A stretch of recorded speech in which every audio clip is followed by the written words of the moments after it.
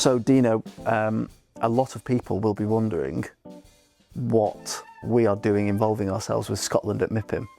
Do you want to sort of take us back in time and tell us how we came to be where we're in a position where we're facilitating Scotland's return to MIPIM for the first time since 2019? Yes, indeed. Yeah, absolutely. It's something different, isn't it?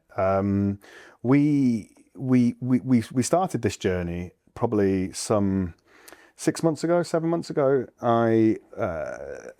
At the invitation of a couple of our clients who have offices in Manchester and in Scotland, set up a dinner in Edinburgh.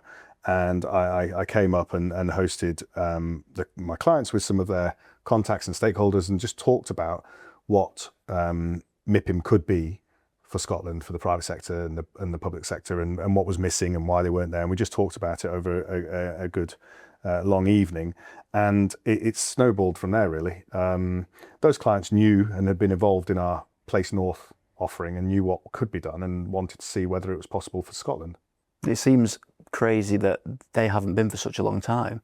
You know, if you think about the places that you've got in Scotland, obviously Glasgow, Edinburgh, but also, you know, the industry in Aberdeen and culture in Dundee. Fantastic place with amazing towns and cities, not at MIPIM.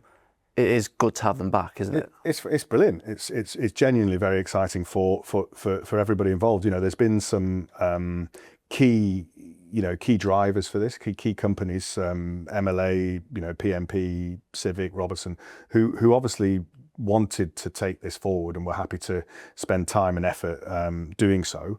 And there's clearly a huge appetite. After we had the meeting and the dinner at Christmas, you and I were invited to be part of the event that we did in Glasgow. Yeah, where it was an open event to test the waters of the wider market as to the interest of going to MIPIM and what it would mean for investment. And we obviously had the turnout was very good. Over 100 and so people come to hear.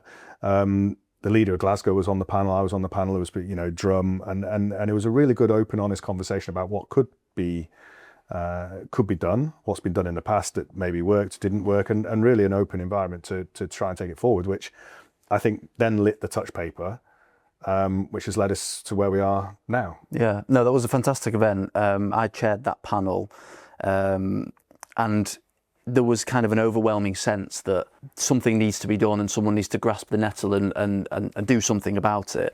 And an overwhelming sense that Scotland should be at MIPIM and they're missing out by not being there. And Susan Aitken, the leader of Glasgow City Council, said the same. That they have various different priorities, but she said that MIPIM is very much one of them. And having Scotland there, private and public sector, can only be better for MIPIM as well as it being good for Scotland, I would say. Exactly. And, you could see that the cities and towns that were there wanted to talk about how they can improve and grow and seek investment. It's the same conversation that everybody has at MIPIM. And it was a case of saying, well, okay, so you've got the appetite, you've got a big city here that wants to go, and I'm sure there'll be a private sector following to finance it, and that has proven the case to date. So we're really excited to be able to launch Scotland at MIPIM, helping get it started and get it underway, and look forward to it building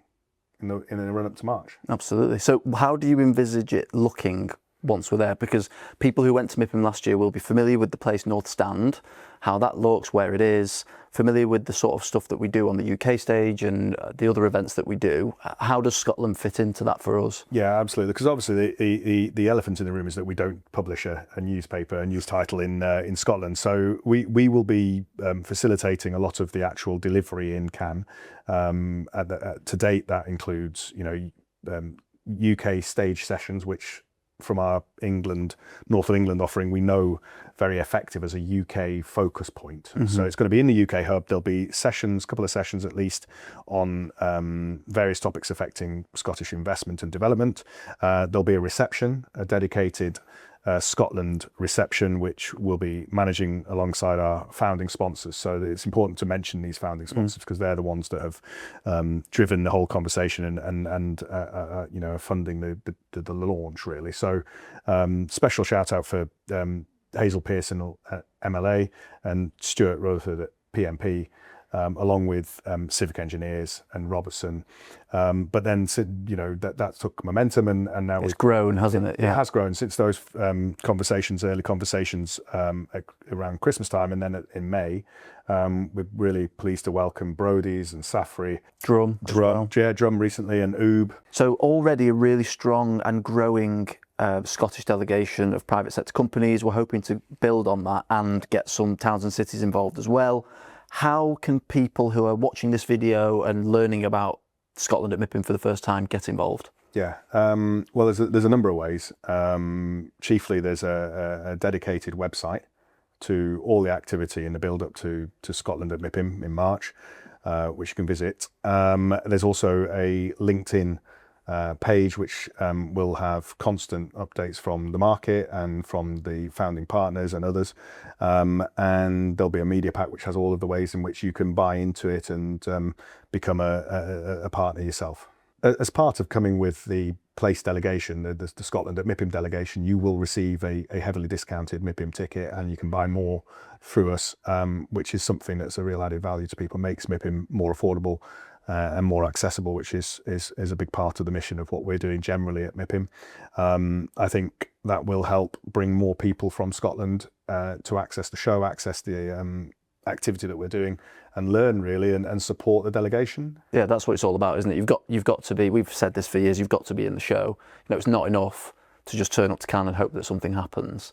You know, you've got to be in the show, you've got to be mingling with those people, listening, learning. That's what it's all about, isn't it? Absolutely, increasingly so. And next year, 2026, we will have all of our activity within the confines of the show. So you will not get access to everything we're doing unless you're part of the main event, which is right, and it gives you the best access. So it does make it more.